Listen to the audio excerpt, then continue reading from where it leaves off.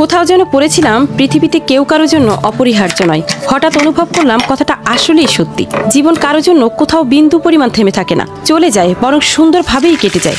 যে মানুষটা আপনাকে ছাড়া বাঁচবে না বলে ভাবছেন, তার জীবন থেকে হারিয়ে গিয়ে দেখেন তার জীবনে কোনো প্রভাব পড়ে কিনা। দেখবেন সবকিছু ঠিকঠাক চলছে।